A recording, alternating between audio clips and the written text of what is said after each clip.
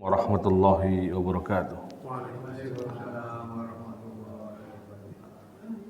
Alhamdulillahi rabbil alamin wal aqibatu lil muttaqin wa la udwana illa 'alal zalimin.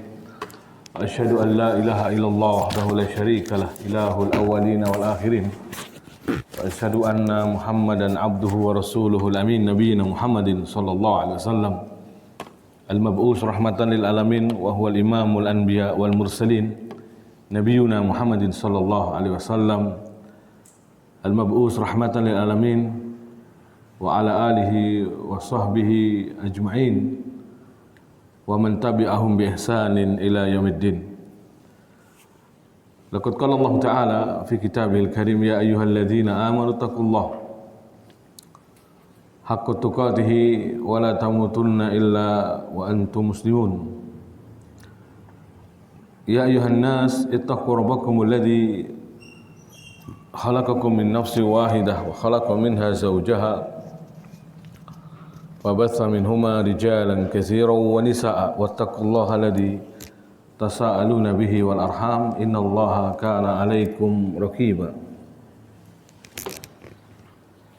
Ya ayyuhalladzina amanu taqullaha wa qulu qawlan sadida yuslih lakum a'malakum wa yaghfir lakum dhunubakum wa may yuti'illah wa rasulahu faqad faza fawzan 'azima. Amma ba'd. Kaum muslimin ikhwanuddin azanallahu wa iyyakum.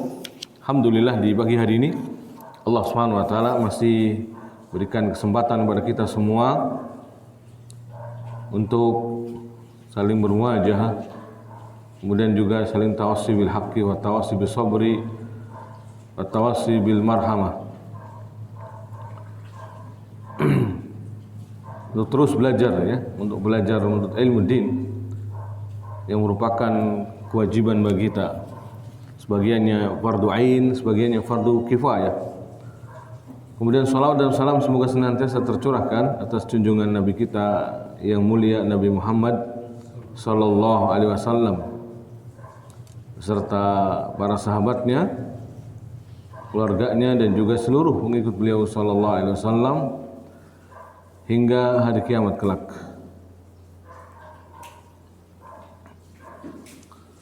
Jamaah sekalian yang dirahmati Allah Subhanahu wa taala.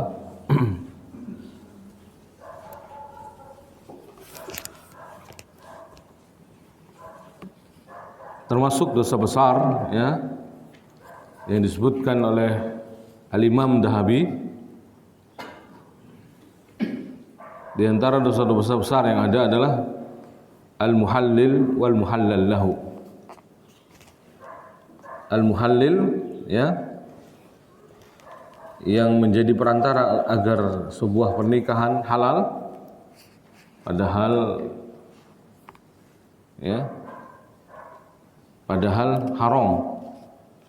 Karena ketika orang sudah mentalak istrinya 3 kali, talak bain, tidak boleh berkumpul lagi kecuali sampai masing-masing menikah lagi. Nah, ada orang yang mungkin ingin cari jalan mudah, mencari-cari khillah, ya, khida, menipu Allah dan kaum muslimin, yaitu dengan cara nikah tapi bohongan saja, sebagai bentuk nantinya biar bisa kembali lagi pasangan suami istri ini. Padahal kalau sudah talak bain, talak 3 ya, maka berarti tidak boleh menikah lagi antara suami istri ini kecuali masing-masing sudah nikah dengan yang lainnya, lalu cerai baru nikah lagi.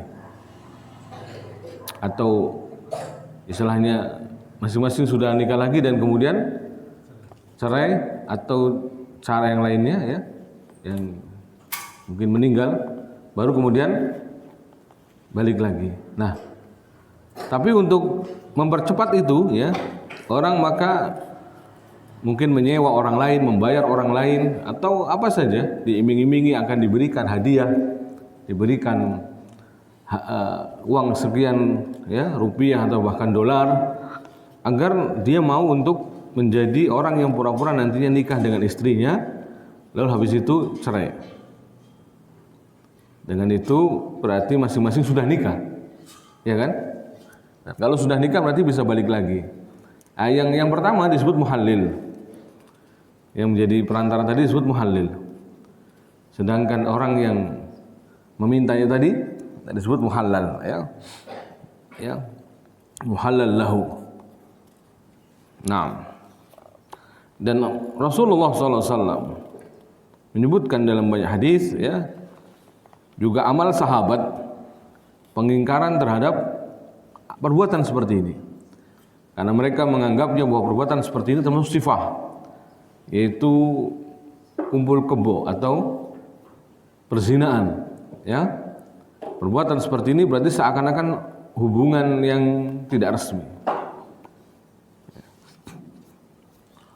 termasuk sifah, ya, tidak boleh. Maksiat kepada Allah Subhanahu wa taala dan Rasulnya, perbuatan nista, perbuatan yang melanggar aturan Allah dan Rasulnya, yang mendatangkan murka Allah. Makanya di sini termasuk dosa besar, karena mendatangkan laknat, ya, la'anal muhallil wal muhallallah. Allah melaknat orang yang muhallil dan muhallallah. Taib. Di antara dalil yang disebutkan oleh Imam Dhahabi rahimahullah, ya, dari Ibnu Mas'ud radhiyallahu anhu meriwayatkan anna Rasulullah sallallahu alaihi wasallam la'ana al-muhallil wal muhallallah. Sesungguhnya Rasulullah sallallahu alaihi wasallam melaknat al-muhallil dan muhallal lahu. Rasulullah melaknat al-muhallil dan al-muhallal lahu. Apa itu muhallil? Syekh Utsaimin mengatakan al-muhallil adalah orang yang menikahi wanita yang telah diceraikan oleh suami yang pertama dengan talak 3, dengan tujuan agar suami yang pertama halal untuk menikahinya kembali. Itu tadi tujuannya. Hilah. Ya.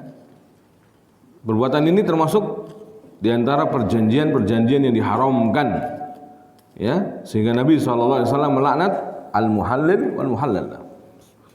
Jadi yang membantu disebut muhallil, sedangkan yang ingin balik lagi disebut muhallal lahu, ya kan? Orang yang dibayar tertentu atau di upah tertentu, dijanjikan tertentu, nanti kamu akan bisa ini dan itu, ya. Nah, ini disebut muhallil, yang menjadikan nikahnya nanti biar halal gitu, penghalal soalnya dia, menghalil, ya, yang menghalalkan, menjadi halalnya nanti hubungan antara seorang suami yang sudah talak 3 dengan istrinya. Dan ini menunjukkan bahwa karena pernikahan itu perkara besar, ya, makanya orang tidak boleh gampang menceraikan. Ketika sudah menceraikan, apalagi sampai 3 kali, resikonya harus ditanggung. Syariat harus dijalankan. Apa itu? Dia tidak boleh menikahi kecuali sudah melakukan masing-masing nikah lagi, kemudian cerai, baru kemudian boleh nikah balik lagi, ya. Betapa, ya, terkadang orang mungkin begitu mudah-mudahan melakukan perbuatan seperti ini, ternyata nadam, setelahnya kecewa, oh ternyata pengen balik lagi, ya, masih cinta, masih sayang pada anak-anaknya, masih banyak yang dipikirkan, ya. Tapi ketika bercerai seakan-akan nggak ada masalah, ya, enteng saja. Dan inilah kadang manusia seperti ini, bersifat tergesa-gesa, terburu-buru. Dan ini karakter atau sifat dari syaitan. Wa innal ajalah minasyaitan. Sesungguhnya terburu-buru itu dari syaitan. Dan manusia juga demikian diciptakan ajula, yaitu terburu-buru. Terkadang tidak pikir panjang dulu, apakah ini nantinya bermanfaat ataukah tidak, ataukah nantinya bahkan menimbulkan mafsadat yang lebih besar ataukah justru maslahat. Dia tidak berpikir. Ketika sudah terjadi baru penyesalan. Lalu akhirnya karena saking masih cinta, masih, ya, banyak hal faktor yang menjadikan harus kembali lagi, ya. Setelah dipikir panjang, setelah direnungkan, setelah banyak yang menasihati mungkin, tapi bubur sudah menjadi nasi sudah menjadi bubur, ya. Ya, maka seharusnya memang untuk menjalani syariat yang benar, ya. Dan andaikan orang yang muhalil tadi, ya, melanjutkan pernikahannya pun sebenarnya, misalkan dia niat dalam hati saya mau nikahi dengan benar, bisa saja, dan malah akhirnya lanjut, ya. Dan tidak ada larangan sebenarnya itu, malah seperti itu, malah jadi benar, ya. Tapi kalau tujuan dari awal meskipun hanya niat, ya, hanya niat untuk menghalalkan, jadi muhallil tadi, lalu kemudian, ya,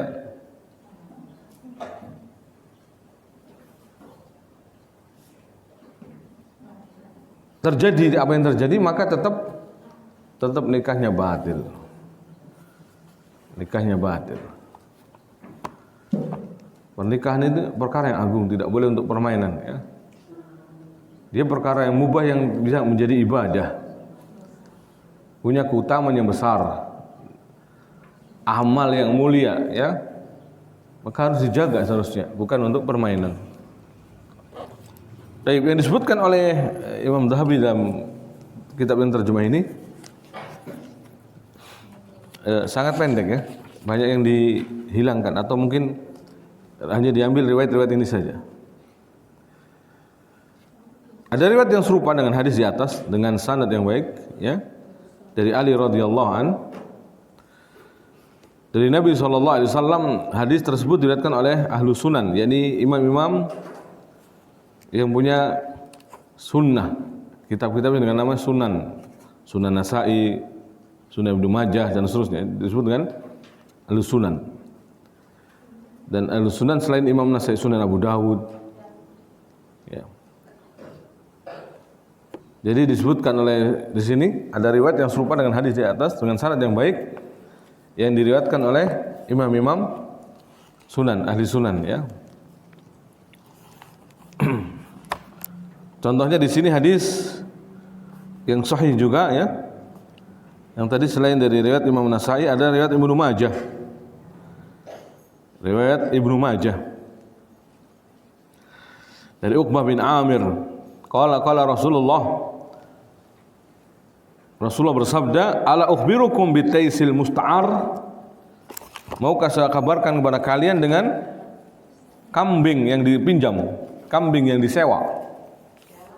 Diistilahkan dengan taisul musta'ar, kambing sewaan, kambing pinjaman. Qalu bala ya Rasulullah, tentu ya Rasulullah. Qal al-muhallil, yaitu perumpamaan untuk al-muhallil, orang yang disuruh untuk menghalalkan agar pernikahan yang sudah talak 3 itu bisa balik lagi, nikah dengan akhwat, tapi nanti habis itu cerai. Itu dianggap sebagai oleh Nabi dengan istilah taisil musta'ar, jadi domba atau kambing yang disewa saja. La'anallahu al-muhallil wal muhallallah. Lalu Nabi menambahkan, Allah melaknat orang yang menjadi muhallil dan yang muhallallah, yang dihalalkannya. Yang menjadi muhallil dan yang minta dihalalkan dengan cara seperti itu. Al-muhallallahu. Rawahu Ibnu Majah dengan sanad yang sahih. Hadis ini juga disahihkan oleh Albani di Sahih Al-Irwa, ya. Karena syarat orang yang sudah orang yang menikah, ya, itu harus benar-benar syaratnya harus dipenuhi adalah hatta, ya. Yang kata Nabi SAW, sampai kamu merasakan rasanya dia dan dia merasakan rasanya kamu. Artinya di sini sampai benar-benar berhubungan badan, bukan sekedar sewaan saja kayak tadi, untuk kemudian langsung cerai, ya. Ini tidak bolehkan. Andai kan terjadi hubungan badan tetap saja sama, ya. Karena kalau niatnya dari awal apa tadi? Hanya sekedar menghalalkan, meskipun terjadi dan suaminya juga mengikhlaskan, suaminya untuk mengikhlaskan, tetap ini adalah khillah saja. Karena niat yang dilihat itu niat. Innamal a'malu binniyat. Dan ini diterangkan oleh Syekh Utsaimin. Kalau antum melihat keterangan lebih lanjut sama beliau, apabila ia menikahi seorang wanita yang telah berpisah dengan suaminya yang pertama dengan talak 3 tentunya, berpisah dengan talak 3. Kemudian dia menceraikannya agar suami yang pertama dihalalkan untuk menikahinya kembali, dia menikah, maka tidak diragukan lagi bahwa akad tersebut adalah akad yang batil. Ya, sesungguhnya wanita tersebut tidak halal bagi suami yang pertama karena akad tersebut batil. Nah, sesuatu yang batil tidak bisa dibenarkan. Sesuatu yang batil tidak bisa. Akan tapi jika ia meniatkannya, ya, tetapi tidak memberikan keharusan atau ada syaratnya. Ini sebenarnya poin kedua lagi nih, kata Syekh Utsaimin ya. Jadi jika dia cuma niat, tidak ada syarat harus nanti cerai lagi. Jadi berniat untuk menikahi wanita tersebut agar suami yang pertama halal menikahinya kembali. Namun hal tersebut tidak disyaratkan. Hal yang poin ini tidak disyaratkan harus, maka akadnya tetap rusak. Kenapa? Karena niat. Karena sebenarnya sudah niat ya untuk nantinya biar halal untuk pasangan yang pertama tadi. Ya. Jadi si ini disebutkan sebagaimana dalam sabda Nabi hanya sebagai tais al-musta'ar, ya, kambing yang dipinjam saja. Dan Rasulullah melaknat yang seperti ini. La'anallah al-muhallil wal muhallallah. Jadi kalau ada dua lafaz ya. Lafaz Abdullah bin Mas'ud, riwayat Abdullah bin Mas'ud, Rasulullah melaknat. Lafaz Uqbah bin Amir dan ini sahih ya. Itu la'anallah, Allah yang melaknat. Tapi ada juga yang mengatakan hadis ini tidak sahih, ya. Karena hadis ini dari dari Lais bin Sa'ad, dari Misrah bin Ha'an, dari Uqbah. Disebutkan alasannya, ya. Padahal di takhrij di kitab ini, maaf ya. Ini ada kitab Kabair, takhrijnya juga diambilkan dari takhrijnya Syekh Albani. Jadi Syekh Albani dalam kitab Irwa mensahihkan. Tapi di sini ada yang meragukan kesahihannya karena apa?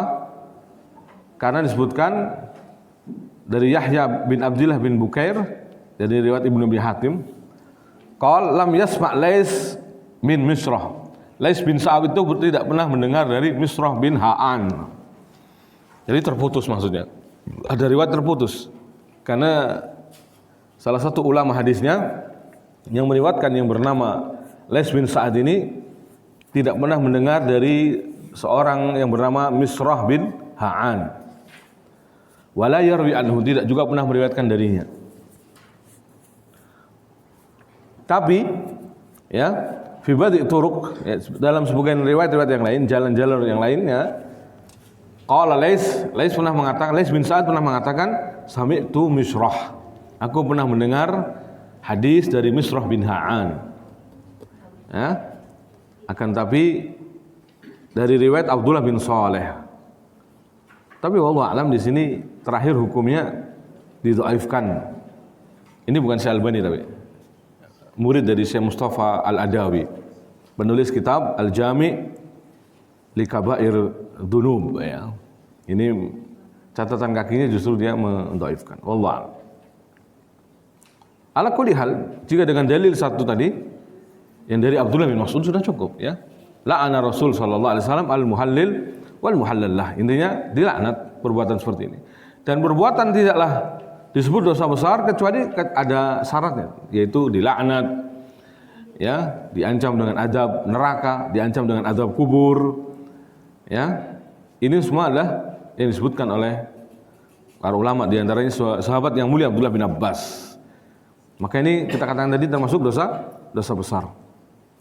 Dan siapa saja ulama yang menganggap bahwa al-muhallil dan muhallallahu itu dosa besar, itu diantaranya ulama-ulama yang mengatakan ini adalah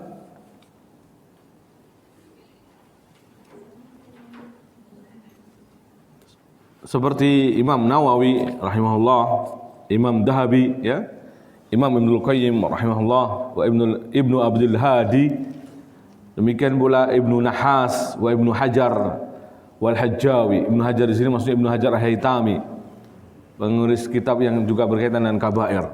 Rahimahumullah taala jami'an. Bahkan Imam Ibnu Hadi mengatakan, Ibnu Abdul Hadi mengatakan fi'lul muhallil minal kabair. Perbuatan orang yang muhallil agar pernikahan orang yang sudah cerai itu bisa balik lagi, perbuatannya ini adalah perbuatan yang kabair, termasuk dosa besar. Li'annahu zina mahad. Karena ini termasuk murni perzinaan. Bila khilaf, tanpa ada perbedaan di kalangan para ulama.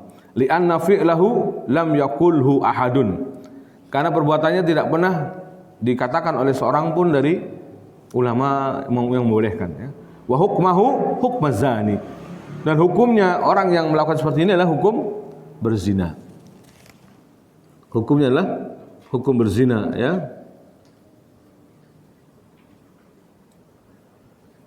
Tadi sudah dikatakan, ya. Apa itu muhallil?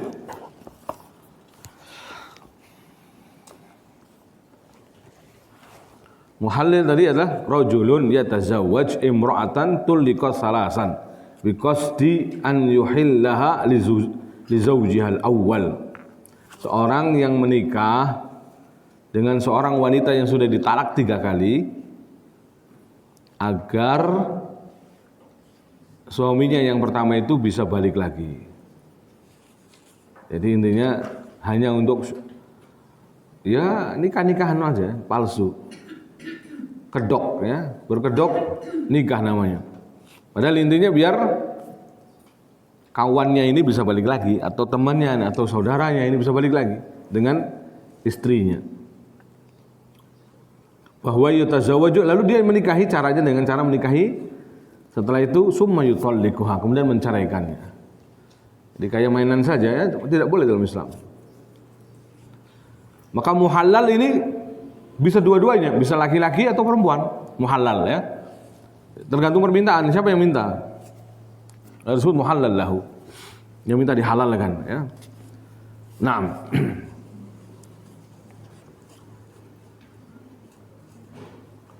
Maka baik muhallal atau muhallal lahu rajulan kana aw imra'an. Muhallil bisa laki-laki atau perempuan, muhallal juga bisa laki-laki atau perempuan. Keduanya intinya mereka murtakibuna kabirah, ya. Mereka ini berbuat dosa besar. Wa yata'akkad dzalika idza sturitat talaq indal aqd. Ya. Dan ini lebih dipastikan lagi bahwa ini termasuk perbuatan muhallil atau muhallal lahu ketika dipastikan di antara syaratnya adalah, ya, perceraian setelah akad. Nah, jadi enggak sempat untuk, ya, melanjutkan pernikahan sama sekali. Fa amma idza nawaya au nawahu al muhallil wa lam yastari dzalika inda al aqd fa ikhtalafa al ulama.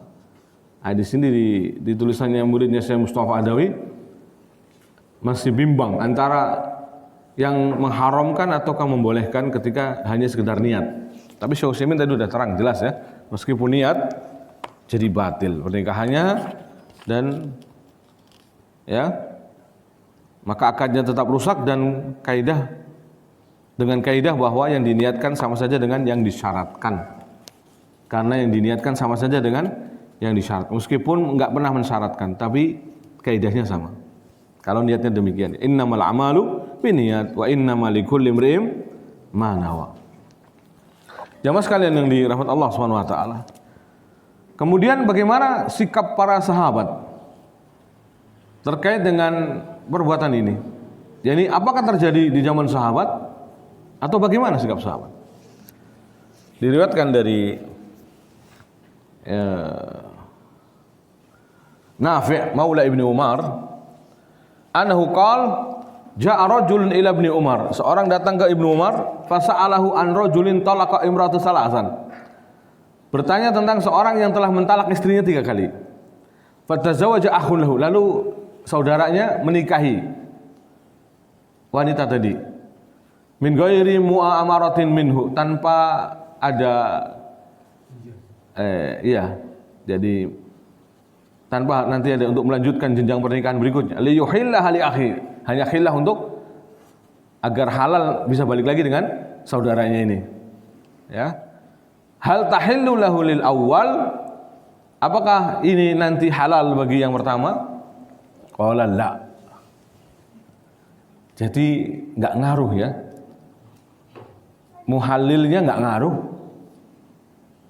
ya, muhalalnya juga nggak ngaruh. Jadi maksudnya yang berdosa itu juga termasuk muhalalnya. Kalau kita sorotannya seolah-olah yang dilaknat hanya muhalilnya, yang menjadi syarat perantara saja agar menikahnya, termasuk yang muhalal ya, yang minta agar bisa balik lagi. Artinya dengan hilah seperti itu, hilahnya nikahnya nggak sah dan dia nggak bisa balik lagi, intinya gitu. Ya, intinya nggak bisa balik lagi sampai dia benar-benar menikah masing-masing tadi yang syaratkan ya. Lalu kemudian sebagaimana nikah normal, lalu cerai benar-benar karena suatu hal yang menjadikan cerai, baru balik lagi masing-masing, itu baru dibolehkan. Ya. Kata beliau, kunna na'uddu hada sifahan. Kata Ibnu Umar, kami dari dulu menganggap perbuatan seperti ini adalah perbuatan zina ala ahdi Rasulillah, di zaman Rasulullah sallallahu alaihi wasallam. Bahkan Umar bin Khattab lebih tegas lagi. Ya. Beliau mengancam bagi orang-orang yang berbuat seperti ini dengan rajam. Artinya orang berbuat seperti ini benar-benar zina. Pernikahannya tidak sah. Barang siapa berani melakukannya maka berarti dia berzina. Ya. Atau hasil setelah nikahnya kemudian agar dia bisa balik lagi tadi juga tidak sah. Barang siapa melakukannya berarti dia zina. Apa kata Umar? Dari Qubaisah bin Jabir, sebagaimana riwayat Qubaisah bin Jabir atau Qabisah. An Qabisah ibn Jabir rahimahullah qala Umar la utiya bi muhallil wa la muhallallah illa rajamtuhuma. Tidaklah didatangkan orang yang muhallil, tidak pula muhallal, kecuali keduanya akan kurajam pasti. Ya. Karena dianggap apa? Dan Umar di sini pemimpin.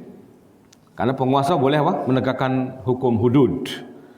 Ya, jadi bukan semua orang boleh menghad. Ini Umar di sini pemimpin. Umar khalifah. Ya, jadi tidak boleh memahami hadis Umar kemudian setiap orang tua merajam anaknya karena anaknya berzina. La yajuz. Apalagi di kita belum ditegakkan, maka tidak boleh seorang mau menegakkan sendiri. Ya. Nah, jadi maksud dalam hadis ini adalah karena Umar radhiyallahu taala anhu adalah imam atau pemimpin atau khalifah tepatnya ya. Maka beliau pun melakukan seperti ini. Tapi jamaah sekalian yang dirahmati Allah SWT, ini berkait dengan muhallilun muhallahu ya. Bukan perkara yang sepele karena ini kaitannya dengan hukum pernikahan berikutnya. Jadi kalau ada berani orang melakukan seperti itu, lalu benar-benar kembali dengan suami yang pertama lagi, maka dia dihukumi zina seberapapun usia pernikahan dia. Ya, dihukumi apa? Berzina sepanjang pernikahannya sampai kapanpun. Ya. Maka tidak boleh orang bermudah-mudahan untuk melakukan ini. Ya.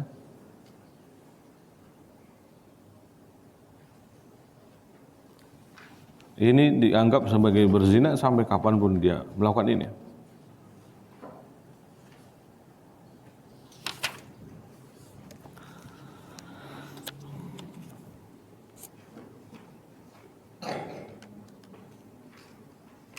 Jadi beliau mengatakan kilahuma zanin. Ibnu Umar dalam satu riwayat Ibnu Umar mengatakan kilahuma zanin, keduanya berzina, wa in makasa isrina sana, meskipun bertahan pernikahannya 20 tahun, au nahwa dzalik, atau lebih dari itu atau semisal itu. Idza kana ya'lam annahu yuridu an yuhallilaha. Apabila dia tahu bahwa dia menginginkan itu untuk sekedar perantara agar halal. Ya, maka pernikahannya apa? Zina.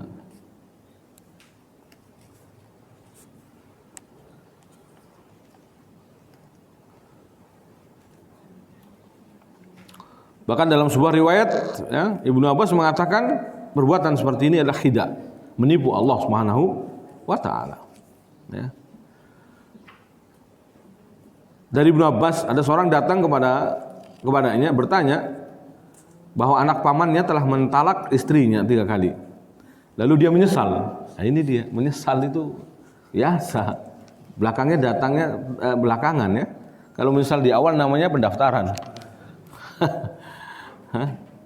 Orang nih karakternya begini, sukanya terburu-buru. Tidak dipikir lebih jauh apa resikonya, apa maslahatnya, apa mafsadatnya. Ya. Pernikahan ya sumur jagung, langsung cerai. Langsung tapi pengen balik lagi. Ya, gimana? Atau sudah sekian lama menikah karena suatu hal yang sepele, nauzubillah ya, cerai. Ternyata pengen balik lagi. Lah, padahal sudah 3 kali talak. Padahal ada waktu untuk apa? Rujuk ya. Tapi dia enggak rujuk-rujuk. Ya. Faqal ibnu amika asa rabbah. Fandamahu wa ta'a syaitan. Maka kata Ibnu Abbas dalam mengomentari orang yang seperti ini, anak pamanmu berarti telah bermaksiat pada Allah. Lalu dibuat menyesal dan sekarang mentaati syaitan.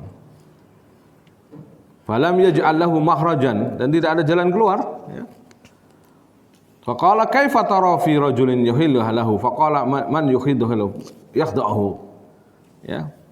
Jadi bagaimana pendapatmu dengan orang yang berusaha untuk sekedar menipu agar halal kembali? Maka dia mengatakan ini adalah sekedar menipu Allah, maka Allah akan menipu dia, balas tipuannya maksudnya. Jadi komentar-komentar atau pendapat ulama kita tidak ada yang selisih masalah ini intinya ya, tentang bahayanya al-muhallil al-muhallallah. Karena orang ketika menikah harus sampai benar-benar ya merasakan apa? Hubungan, benar-benar hubungan badan dengan pasangannya ya, baru kemudian kalau memang cerai ya baru bisa untuk menghalalkan. Kalau hanya sekedar perantara saja tapi belum jadi nikah maka tidak boleh. Belum jadi merasakannya, itu namanya hidah saja, tipu daya. Nah,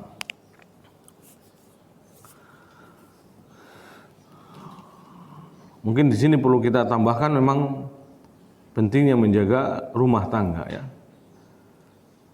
Pembahasan karena pernikahan bukan sekedar untuk menyalurkan biologi saja, tapi pernikahan adalah sesuatu yang agung, sesuatu yang istimewa ya, yang harus kita pandang bahwa itu sangat bukan sakral saja, tapi juga ibadah, ketaatan kepada Allah. Ya. Gimana tidak ibadah? Karena dalam semua halnya adalah diganjari pahala. Wa fi bud'i ahadikum shadaqah, bahkan dalam hubungan badan dengan istrimu adalah sedekah, ya. Bahkan suapan nasi yang kau suapkan ke istrimu sedekah, ya. Ada pahala di situ. Nafkahnya menjadi hukumnya wajib, bayangkan. Ibadah ini semua. Nafkahnya wajib. Bahkan lebih afdal dari sedekah jihad fi sabilillah. Rasul sallallahu alaihi wasallam, dinarun anfaqtahu fi sabilillah, dinarun tasaddaqta biha 'alal miskin, wa dinarun a'taqa biha raqabah, ya. Wa dinarun anfaqtahu 'ala ahlik alladhi 'azama ajran alladhi anfaqtahu 'ala ahlik. Dinar yang kau belanjakan di jalan Allah, jihad fi sabilillah. Dinar yang kau sedekahkan kepada orang miskin. Dinar yang kau bebaskan budak-budak. Dinar yang kau nafkahkan kepada anak istrimu, maka yang lebih besar pahalanya yang kau nafkahkan kepada anak istrimu. Luar biasa, ya. Bukan perkara sepele, ya. Ibadah yang agung, ibadah yang mulia, diganjari hal-hal di dalamnya. Maka kalau orang sudah menikah harus menjaga keutuhan rumah tangganya, ya. Tidak mempermainkannya. Tidaklah dia berbuat kecuali dengan perhitungan, ya. Tidak ada melakukan hal kecuali semata-mata makanya ibadah harus dilakukan, ini ibadah. Kalaupun harus bercerai, semata-mata memang meninggalkannya karena Allah. Mungkin sudah tidak lagi bisa dipertahankan rumah tangganya. Man taraka syai'an lillah awadallahu khairan minhu. Kalau memang itu caranya, ya. Barang siapa meninggalkan suatu karena Allah, Allah ganti dengan yang lebih baik. Tapi kalau hanya sekedar hawa nafsu, hanya sekedar ya pengen gonta-ganti pasangan, nauzubillah, karena dia kasir fulus, ya tampan, Si doinya juga macam-macam ya, punya kelebihan yang banyak. Lalu ingin mempermainkan wanita karena dia mampu, maka nauzubillah min dzalik. Ya. Lalu setelah itu dia setelah mempermainkan pengen kembali lagi dan juga ingin dengan cara-cara yang haram, yaitu menggunakan muhallil, perantara orang yang agar bisa nanti halal kembali nikahnya. Nauzubillah. Ya. Taib. Maka pernikahan bukan soal mencari pasangan, itu bukan mencari apa? Sekedar rupa yang ganteng ya, rupa yang cantik, tidak. Tapi yang agamanya baik. Syarat atau yang dilarang kita menolak lamaran dari laki-laki yang soleh adalah soleh akhlak agamanya. Demikian pula wanita yang diperintahkan untuk kita memilihnya adalah yang fadfar bidzatid din, kata Nabi. Pilihlah yang baik agamanya. Taribat yadak, maka kau akan beruntung. Taib.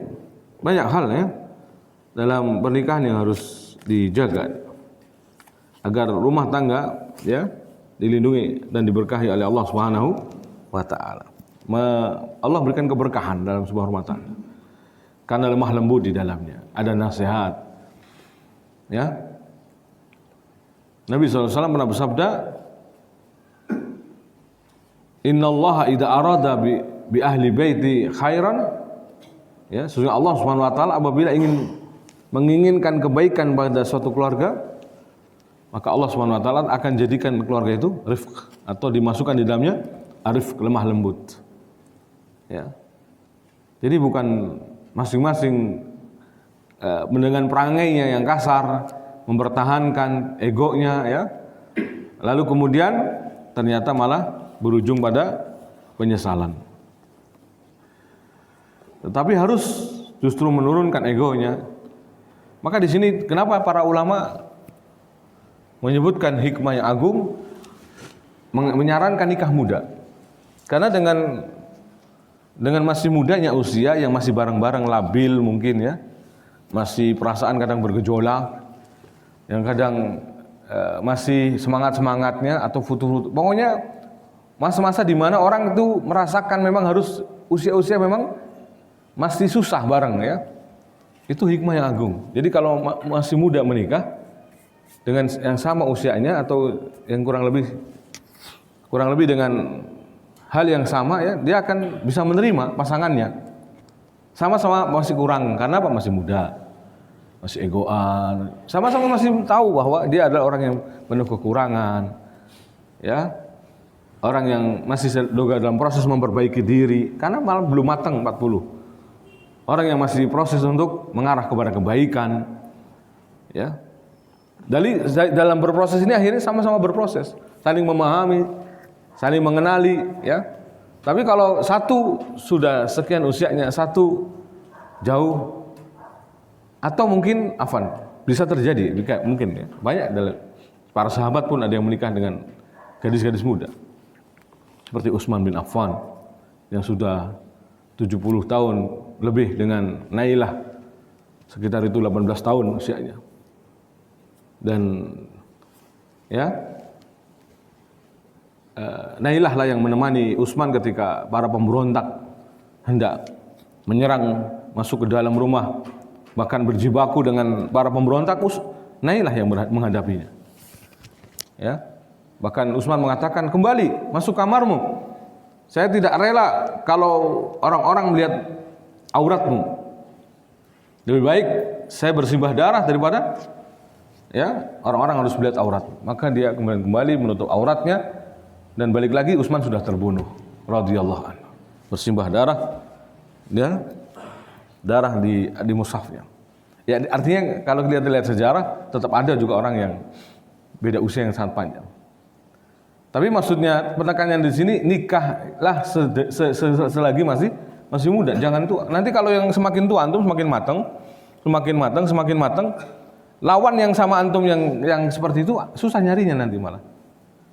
Antum sudah serba mapan, sudah serba ini, sedangkan pasangannya perlu dimengerti, perlu latihan, masih banyak kekurangan, masih labil, usia labil. Sedangkan antum nggak mau yang seperti itu.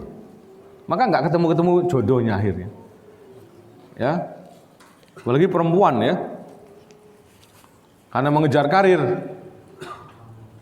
Ada nggak? Sampai saya tersenyum itu, dikasih biodata tersenyum aja. Udah panjang biodatanya. Usia sudah 41, akhwat, pekerjaannya Masya Allah mentereng di sebuah instansi pemerintah, tentunya berarti ASN, ya, pegawai negeri. Yang bikin saya agak ketawa senyum itu di syarat, saya tidak menyebut nama ya, saya tidak menyebut nama. Intinya adalah di antara syarat yang bikin saya tersenyum adalah semoga suami mengizinkan saya untuk S3. Dia sudah S2. Maksud saya apa yang dikejar? Antum penting, yang penting nikah. Ada yang mau nikah itu sudah luar biasa. 41 tahun. Kalau enggak makin mundur, gak ada akan mampu. Ada yang menghadapi anti, gak akan ada yang mampu menaklukkan hati anti. Sudah 41 tahun. Siapa yang berani laki-laki zaman now? Yang karakternya generasi Z ini kan katanya lemah, mudah menyerah, ya kan, baperan. Siapa yang berani ngadepin akhwat sudah 41? Jangan-jangan baru dibilang, kamu lulusan SD, udah ngambek. Sudah gitu nggak balik lagi. Rumah tangga hancur. Nyari yang karakternya sama, apa istilahnya, dewasa, susah nanti. Kecuali dia mau nikah dengan bapak-bapak yang di atas dia. Atau di poligami. Kan begitu. Nah. Ada juga, ini wakil realita kita. Terjadi karena orang mengejar apa? Mengejar karir. Padahal Nabi SAW mengatakan, ya ma'syarus sabab, man istata'a minkumul ba'a falyatazawwaj. Enggak lama-lama istilahnya. Barang siapa sanggup menikah, nikah, jangan dimundur-mundur. Sabab loh ya. Sabab itu usia sebelum 40. Disebut sabab dalam Islam. Jadi usia balik sampai sebelum 40 itu sabab. 40 ke atas itu sudah musalah kuhul, dewasa. Pokoknya sudah serba kekurangan. Ya Pak. Serba kekurangan ya Pak ya. Rambut sudah mulai putih, fisik sudah mulai melemah. Beda dengan yang sabab tadi. Di usia sabab ini Nabi menganjurkan untuk apa? Menikah. Ya ma'syarus sabab, man istata'a minkumul ba'a falyatazawwaj. Siapa di antara kalian sanggup menikah, memberi apa istilahnya? Penghidupan yang layak dan juga bisa berhubungan badan. Kalau diartikan ba'ah itu komplit seperti itu ya. Kalau arti para ulama biasanya cuma ba'ah itu ya hubungan badan saja. Tapi juga para ulama mengatakan ba'ah termasuk adalah mampu memberikan penghidupan. Ya, mu'nah, memberikan mu'nah. Ya. Maka falyatazawwaj kata Nabi, fa innahu aghaddu lil basar, ya. Karena itu lebih menundukkan pandangan. Ada orang yang sudah hampir 30 katanya syahwatnya besar misalnya. Konsultasi ya. Saya ini hiper katanya. Sebenarnya mungkin bisa jadi enggak hiper karena memang usia nikah. Tapi enggak nikah-nikah. Sehingga dia memandang dirinya dia itu selalu pengen. Karena cuma melakukan apa? Yang haram. Onani atau yang lainnya. Sehingga semakin tambah parah. Padahal dengan dia menikah bisa jadi selesai masalah. Ketika ketemu ya pasangan yang sah akan timbul sakinah. Obat dari semua penyakit itu nikah. Maksudnya penyakit syahwat ya, itu menikah. Wa min ayatihi an khalaqa lakum min anfusikum azwaja litaskunu ilayha. Agar kamu tenang benar. Wa ja'ala bainakum mawaddah warahmah. Lalu Allah jadikan di antara kalian mawaddah, saling sayang menyayangi. Bukan hub, bukan mahabbah ya. Dalam ayat tentang pernikahan atau pasangan suami istri tidak kita dapati kalimat mahabbah. Adanya mawaddah, sayang menyayangi. Dan mawaddah ini sama dengan padanan kata wud, sayang. Innalladzina amanu wa amilus shalihat sayaj'aluhumur rahmanu wudda. Sesungguhnya orang-orang beriman dan amal saleh, maka Allah akan jadikan orang-orang beriman yang lainnya saling menyayangi. Wud. Cinta yang memang cinta itu bukan cinta buta, tapi cinta karena kepedulian. Cinta yang karena apa? Kasih sayang. Cinta yang kok saya ngeliat ahwat ini kasihan ya, baik tak nikahi. Bukan karena apa? Bukan karena sekedar syahwat atau sekedar hub lah. Ayatnya nggak ada yang mengatakan pakai hub, tapi menggunakan lafaznya wud. Seperti cinta antara kita dengan saudara kita sesama laki-laki yang karena iman, karena cinta imannya. Lihat, cintanya itu bukan karena hub, mahabbah, tapi cintanya itu disebutkan oleh dalam banyak ayat dengan mawaddah, kasih sayang, peduli, empati, ingin membantu dia, saling berkolaborasi, saling melengkapi. Itu cintanya begitu.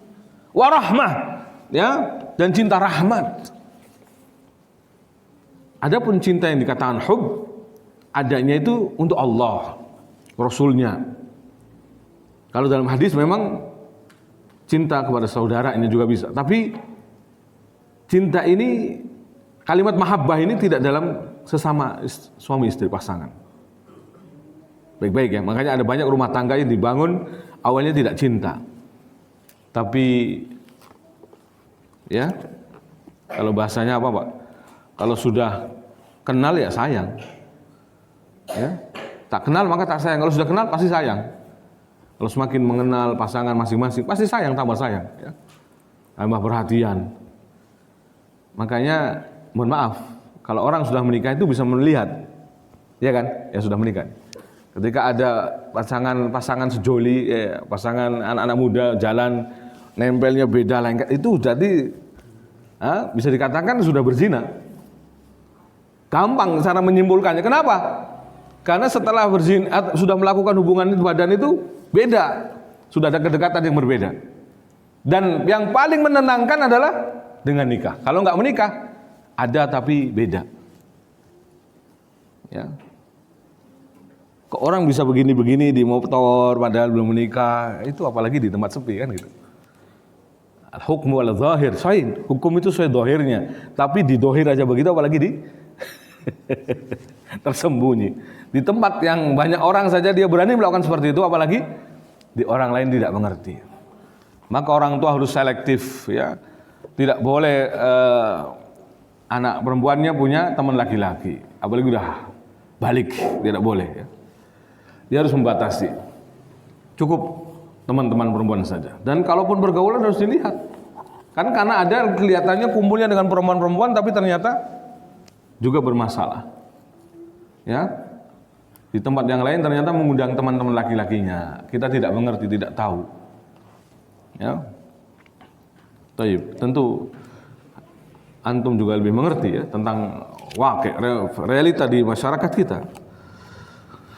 Ala kulli hal, ya. Ini pembahasan kita ya, tidak panjang.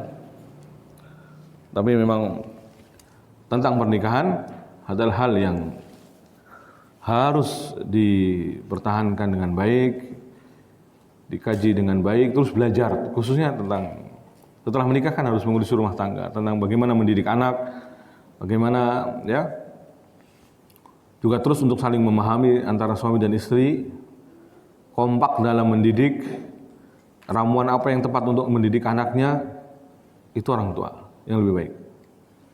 Karena ibu dan bapak itu akan minimal menjadi 3. Dia adalah ibu, dia juga istri, dia juga guru terbaik untuk anak-anaknya. Bapak juga begitu. Dia adalah bapak, dia juga suami, dia juga guru terbaik untuk anak-anaknya. Minimal 3. Ya. Tidak ada guru yang terbaik untuk anak-anaknya kecuali orang tuanya sendiri.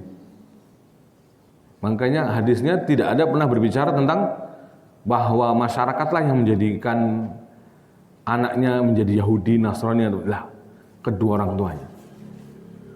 Seberapa rusaknya faktor eksternal dunia luar sana tidak akan mempan istilahnya ya, seharusnya tidak akan berpengaruh besar kalau kedua orang tuanya masih perhatian besar dengan anak-anaknya. Kullu mauludin yuladu ala fitrah. Setiap bayi dilahirkan dari fitrah, tauhid, Islam, menyembah Allah saja, mengabdi dan menghamba hanya kepada Allah. Fa abawahu, namun kedua orang tuanya yuhawidanihi, yang menjadikan Yahudi, au yunassiranihi, atau menjadikan Nasrani, au yumajjisanihi, atau menjadikan Majusi. Jadi kedua orang tuanya. Maksudnya apa simpelnya untuk memahami hadis ini? Maksudnya sekarang mau di luar pergaulannya kayak apa, kalau kita setiap pulang juga nanya, difilter lagi, di apa istilahnya, ditanya, diajak curhat, tergantung ya umur berapa. Kalau sudah umur SMP dan lain, sudah dia nggak mau dia, kecuali bahasa hati. Ya, kalau sudah perintah gini sudah nggak mau dia. Dia sudah mau diorangkan maunya. Bahkan ada hal yang banyak privasi kalau sudah umur SMP. Nggak mau cerita dia sama orang-orang dekatnya, dia nggak mau. Ya, terkadang orang khusus yang dia pilih untuk dia cerita. Nah ini pendidikan beda-beda ya, antara laki dan perempuan juga beda. Laki mesti dibolehkan untuk memilih, perempuan, anak perempuan jangan. Lalu banyak pilihan, nanti kasihan suaminya.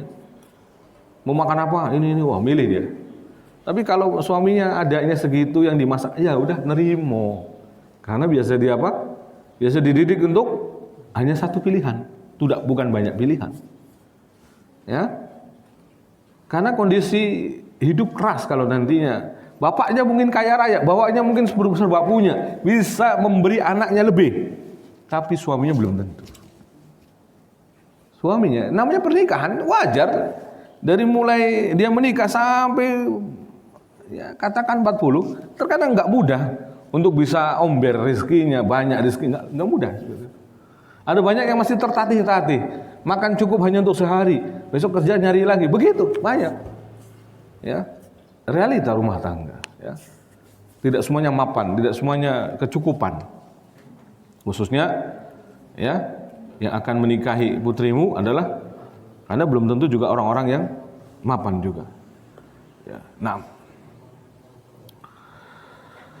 Mungkin ada pertanyaan, jamaah sekalian yang dirahmati Allah. Fadhal. Enggak. Bu. Semisal awalnya menikah karena ingin kembali ke yang menalak itu, ya. Tapi berjalannya hari dia lebih nyaman dengan yang suaminya yang baru. Terus tidak jadi akhirnya bercerai dengan suami yang baru itu karena dia tidak mau lagi kembali. Apa pernikahannya itu batal? Harus diulang lagi? Apa dianggap sah karena tidak kembali ke yang suami pertama? Baik. Pada asalnya kalau niatnya memang untuk muhalil, untuk menghalalkan, tetap tidak sah. Batil. Tadi katakan Syekh Utsaimin batil pernikahannya. Maka kalau memang nyaman jadinya, ya mending akad lagi. Nikah lagi. Iya. Karena yang tadi itu zina. Dianggapnya para ulama sebagai sifah. Ya. Yang tidak. Kalau nikah kontrak termasuk al-hamil dan al-hamil. Kalau apa? Kalau? Nikah kontrak. Beda lagi. Beda lagi. Kawin kontrak itu mut'ah, ya. Dan pernah dihalalkan di zaman Nabi SAW, lalu kemudian diharamkan. Diharamkan sampai hari kiamat. Tidak pernah dihalalkan lagi, tidak bisa dihalalkan lagi. Ya. Kawin kontrak hakikatnya zina, asli zina. Ya. Karena tidak terpenuhnya inti dari hikmah pernikahan untuk saling melahirkan keturunan, ya kan? Kan intinya nikah itu bukan hanya sekedar menyalurkan hasrat biologis saja, tidak. Tapi nikah itu lebih jauh dari itu. Untuk sama-sama berjalan ke surga Allah Subhanahu wa taala. Bahtera rumah tangga, ya, untuk kemudian mengarungi samudra kehidupan dunia sampai ke surga. Itulah rumah tangga, ya Bu. Jadi bukan cuma pinjem 1 jam, 2 jam, itu kawin kontrak. Ya. Kawin kontrak murni zina. Ya, karena kadang walinya pun palsu pastinya. Ya, diada-adakan, tidak mungkin. Dan kita perlu perbaiki hari ini ya. Termasuk wali yang hakim itu ya wali penghulu ya, bukan ustadz kemudian jadi wali. Hati-hati. Apakah ustadz itu memang dibolehkan untuk menikahkan orang lain? Kan enggak. Atas dasar apa dia dibolehkan menikahkan? Ya. Tidak boleh sembarangan bermudah-mudahan ya. Jadi wali hakim ini yang ditunjuk untuk la nikah illa biwali, tidak nikah sah, tidak sah menikah kecuali dengan wali. Dan wali hakim laman la waliya lahu, bagi orang yang tidak punya wali, itu wali hakim. Sekarang persoalannya wali hakim ini siapa? Penguasa, KUA, penghulu. Ya, tidak semua boleh menjadi wali hakim.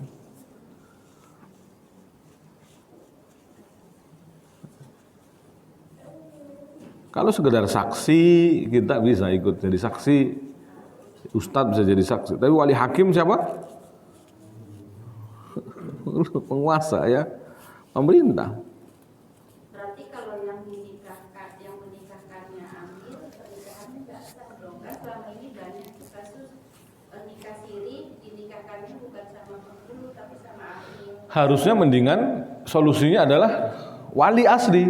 Wali asli adalah bapaknya, pak deknya, pak leknya tapi dari bapak, atau kakaknya laki-laki, adiknya laki-laki, atau dalam madhab lain disebutkan anak laki-lakinya. Misalkan sudah menjanda, anaknya sudah balik, itu malah bisa jadi wali ketimbang di luar area ini. Ya. Kalau di luar area ini ya wali hakim. Ya, saya melihat memang praktek di Indonesia kebanyakan ustadz kadang menikahkan, tapi meninjau ulang madharat maslahat dan juga disebut istilah wali hakim, maka harusnya mengembalikan kepada penguasa ya. Tidak boleh bermudah-mudahan dalam hal ini. Banyak pejabat KUA juga kalau nikahkan siri doang mungkin juga ada yang mau kali. Tidak semuanya nggak mau ya. Kalau yang diberikan pengertian, akhirnya mau juga. Karena darurat, karena kondisi tertentu, karena nggak mungkin, karena bisa jadi dia menerima. Kadang kita kurang komunikasi saja. Ya, harus mengedepankan husnudzon. Insya Allah mereka juga mau. Dulu ada kasus yang realita. Kasus yang bapaknya adalah kafir. Siapa yang berhak menikahkan? Wali atau bapaknya? Wali hakim atau maksud saya wali hakim apa wali asli? Wali hakim karena bapaknya kafir.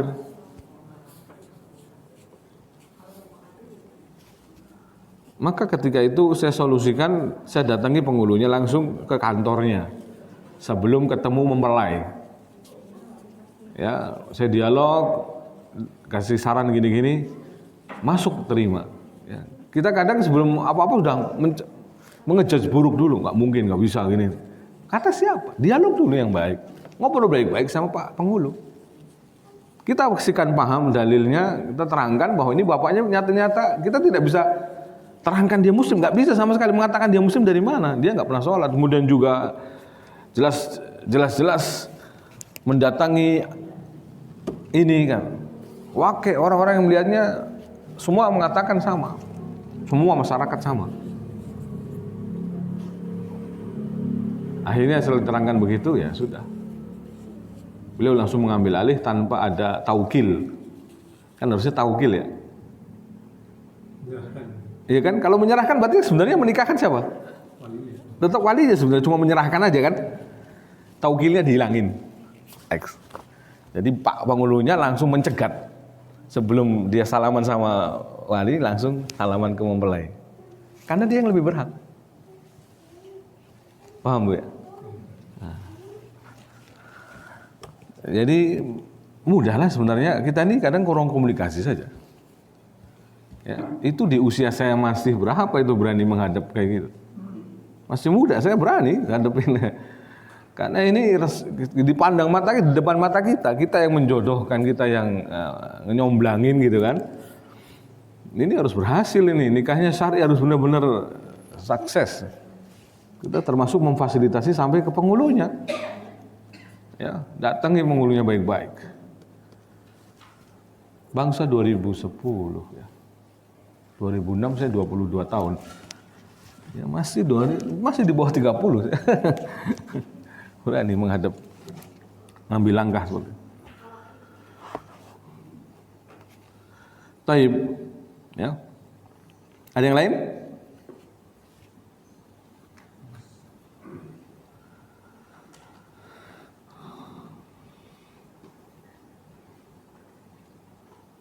Kasus yang ada lagi biasanya adalah ketahuan bahwa ternyata pernikahannya nggak sah.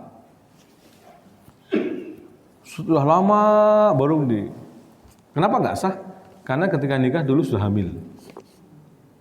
Orang-orang yang ngaji belakangan, ya kan, kenal sunnah, lama ngaji, kemudian baru mendengar lagi ceramah tentang begitu. Oh, ternyata nggak sah nikahnya. Berarti selama ini berzina, ya kan? Karena takut kemudian dikonsultasikan kembali, nah harus nikah ulang, akad ulang. Yang lalu semoga diampuni oleh Allah SWT. Nah sekarang masalahnya akad ulangnya pun harus benar.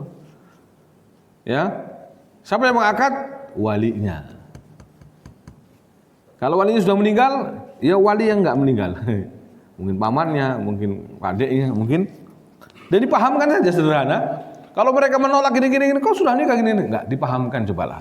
Ringkes saja, simple. Apa susahnya? Cuma sekedar untuk jadi wali. 5 menit gak ada. Coba dialog yang sesederhana itu aja. Gak usah panjang neranginnya. Ya, nanti kok jadi gak usah gini. Udah orang awam gak ngerti kayak gitu misalnya. Udah pokoknya ngobrol di sini, terus pegang tangan, ya kan? Akad. Diajak ke acara pertemuan yang dia gak ngerti apa-apa, tetap sah karena akad itu mau main, mau guyonan tetap sah. Mau candaan, mau seriusan tetap sah. Itu nikah. Nikah itu mau candaan, mau seriusan tetap sah. Ya, artinya kalau kita ketemu orang-orang yang qadarullah keluarga itu nggak ngerti, susah dipahamkan, udah ajak pertemuan terus kemudian semacam kayak candaan. Atau kalau syukur-syukur dipahamkan sederhana, dia memahami daripada tadi, ya khawatir tidak sah dan memang jatuhnya hukum zina dan seterusnya, maka kemudian dinikahkan ulang sederhana mungkin, tidak perlu mengandung banyak-banyak orang, pokoknya saksi semuanya ada, mempelai ada, naam, walimah sederhana, ya kan, walimah sederhana, yang makan keluarga besar saja sudah cukup. Kalau khawatir itu aib kemana-mana kan, tapi yang penting secara sahnya tetap sah. Nah itu Pak ya.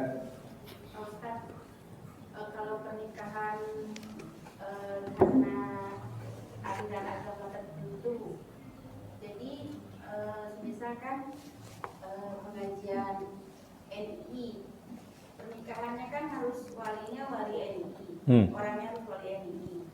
Otomatis keluarganya belum ada yang masuk, berarti keluarganya tidak yang menjadi wali semuanya dari NI. Apa itu pernikahannya sah atau tidak ya? Walinya nggak sah berarti. Walinya pakai wali hakim. Hakim beneran, penghulu.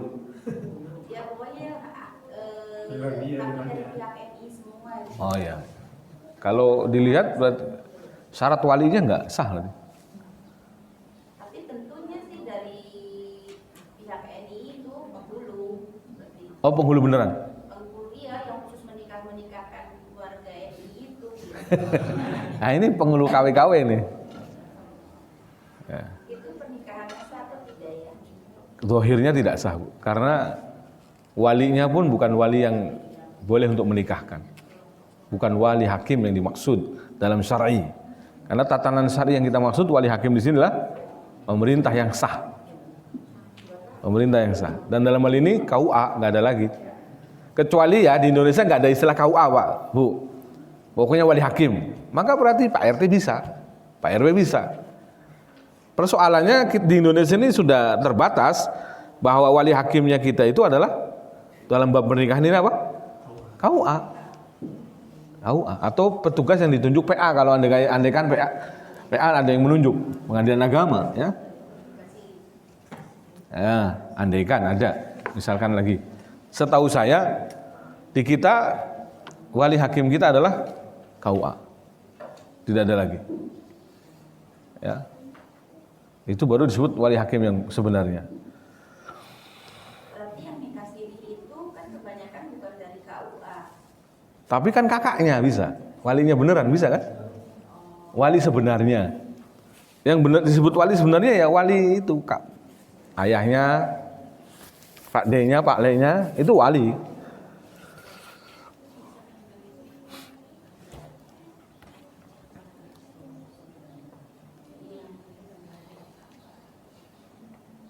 Kalau dari saudaranya laki-laki misalkan sudah tidak ada, tetap tidak sah itu. Turun bolehkah ada anak? Iya, misalkan anaknya nggak ada. Semua nggak ada. Iya. Wali pemerintah, wali hakim. Wali hakim itu wali bagi yang tidak punya wali soalnya. Itu sebenarnya sudah dimudahkan dalam syariat ya. Asalnya wali ya orang tuanya. Lalu yang ke atas Pak D-nya, Pak Le-nya dari pihak bapak, bukan dari ibu, nggak ada. Wali nggak bisa dari pihak ibu. Ya. Anak laki-lakinya atau saudara laki-lakinya dulu, saudara laki-lakinya kakak adik maksudnya, kakak adiknya dia. Atau turun yaitu ke anaknya laki-laki. Dan ini madhab Hambali ya, membolehkan. Madhab Syafi'i kalau nggak salah tidak membolehkan juga anak laki-laki.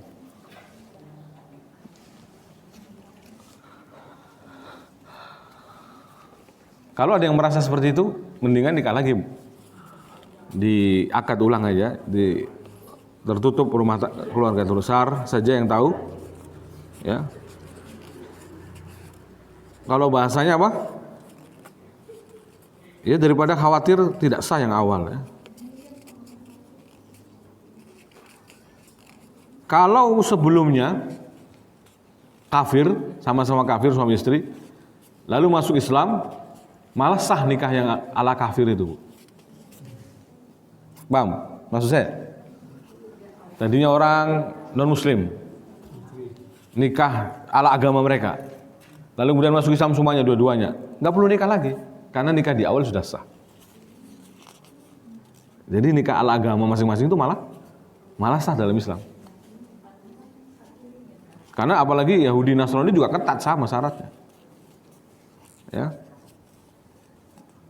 Entah bagaimana kalau non ahlul kitab, tapi selama ini yang pahami agama jahiliyah pun dulu dianggap sah sudah. Padahal jahiliyah pun adalah bukan Yahudi Nasrani, ya enggak Pak? Ya. Bahkan Nabi mengatakan wulidtu min nikahin la min sifah. Aku dilahirkan dari pernikahan yang sah, bukan dari perzinahan.